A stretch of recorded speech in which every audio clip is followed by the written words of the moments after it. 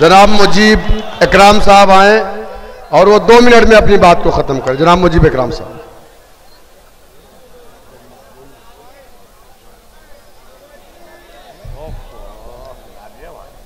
अल्हम्दुलिल्लाह रब्बिल आलमीन वस्सलातु वस्सलामु अला सय्यिदिल मुरसलीन व अला आलिहि व सहबिही अजमईन, अम्मा बाद। कुंतुम खैर उम्मतिन उखरिजत लिन्नास, सदक़ल्लाहुल अज़ीम। अजीज साथियों, ये छोटी सी आयत में कुरान की आपको अल्लाह रब्बुल इज्जत खैरुल उम्मत का लक़ब दे रहा है। तुम बेहतरीन उम्मत हो। बेहतरीन उम्मत का हक ये नहीं है कि धरातल पे अपनी कौम को, अपनी अवाम को रखे। बेहतरीन उम्मत वो होती है जो दूसरों पे क़यादत करती है। बेहतरीन उम्मत वो होती है जो दूसरों को रास्ता दिखाती है। जो बेहतरीन उम्मत होती है जो लोगों की उम्मीद बनती है। बेहतरीन उम्मत वो होती है जो लोगों को रास्ता दिखाती है। अल्लाह रब्बुल इज्जत आपको बेहतरीन उम्मत के लक़ब से नवाज रहा है। अजीज साथियों, मैं यहां पे सिर्फ 2 मिनट 3 मिनट का मौका मिला है, मुझे इजाजत दी गई है। मैं आम आदमी पार्टी से आया हूं और आज यहां पे इस मंच पर आकर के आपके साथ जो शिरकत कर रहा हूं, ऐसा लग रहा है कि मैं अपनी मां के गोद में आकर के बैठा हूं।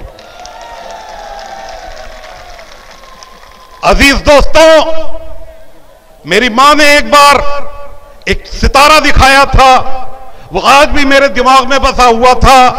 आज जब मैं जनाबे अली हर दिल अजीज, इस मुल्क का बेताज बादशाह जो दिलों की धड़कन बन रहा है, जब मैं उससे मिल रहा था, ऐसा लग रहा था आज वो सितारा उससे मुलाकात हो रही है। दोस्तों,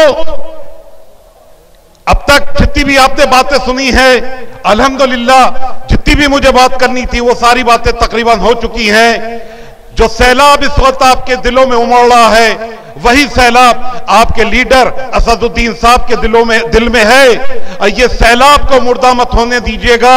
अल्हम्दुलिल्लाह यहां पर आप लोगों के जज्बे को सलाम करते हुए मैं आपसे कुछ गुजारिशें करने आया हूं। मैं आपसे यह कहने आया हूं कि आज से जब तक इलेक्शन आने वाले हैं, तब तक अपने इलाके में सिर्फ एक बात कीजिएगा कि हमें अपनी इज्जत, अपना वक़ार वापस चाहिए है। खुदा की कसम, जब हमारे ये लीडरान, जिनके पीछे आज तक हमारी कौम जिंदाबाद के नारे लगाती आई है, जब वो ये कहते हैं, जीतते आते हैं और ये कहते हैं कि मुसलमानों की फिक्र मत करो, मुसलमान जाएगा कहां, वो तो हमें देगा ही, हम दूसरी तरफ देख लेते हैं। अल्लाह गवाह है, ऐसा लगता है कि कोई मुझे जमीन में जिंदा दफन कर दे। ये कौन सी बात हुई? यानी कि आपने मुझे ऐसा खरीदा हुआ गुलाम समझा है जो आपके दायरे से बाहर जा नहीं सकता है। हम बाइज्जत कौम हैं, हम कुर्बानियां देने वाले लोग हैं। हमने हमेशा से इस जंग आजादी से लेकर के और उससे पहले भी हमने बहुत कुर्बानियां दी हैं।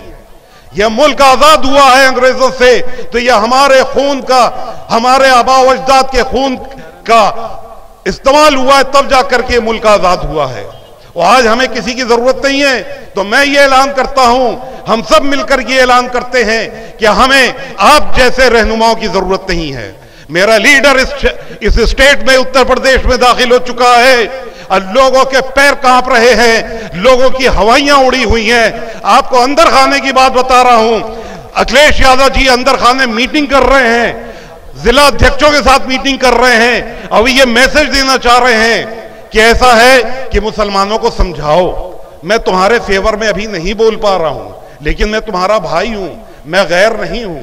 जो आदमी इलेक्शन जीतने के लिए हमारा नाम लेना पसंद ना करे, वो हमारे लिए क्या करेगा, पिछला इतिहास भी गवाह है, आपने देखा है। 5 साल आपका इस विधायक, जितने भी यहां पे विधायक हैं, आप सिसकते रहे। सीए एनआरसी का प्रोटेस्ट यही मोहम्मद अली पार्क पे हुआ था, यहां पे पत्थरबाजी हुई थी। मुझे याद है एडमिनिस्ट्रेशन के सामने आपके विधायक क्या बोल रहे थे। जब 35 लोगों के खिलाफ मुकदमे हुए थे, तो वहां पे वो 4 लोगों की, अपने उन लोगों की पैरवी करने गए थे जो उनके साथ रहा करते थे। किसी की पैरवी के लिए इनकार कर दिया था। ये हम लोग थे, हमारे शहर कादियान थे, जिन्होंने वहां पे कहा कि एक एक लड़के के ऊपर से आपको मुकदमे हटाने पड़ेंगे। जो मुकदमे आपने लगाए हैं वो तो आपने ये कहा है कि पुलिस के ऊपर हमला हुआ है। आप अगर एक सिपाही को भी दिखला दीजिए कि अगर घायल हुआ हो, हम अपनी डिमांड वापस लेते हैं। हमारे लोग घायल होंगे और हम ही के ऊपर मुकदमे कायम होंगे। हमारे किसी जाति ने कोई पत्थरबाजी नहीं की थी, मुकदमे कायम हुए थे और हमारे पैरवी करने वाला कोई विधायक नहीं था जो कि आते हैं आपके सामने इलेक्शन के टाइम पे आकर के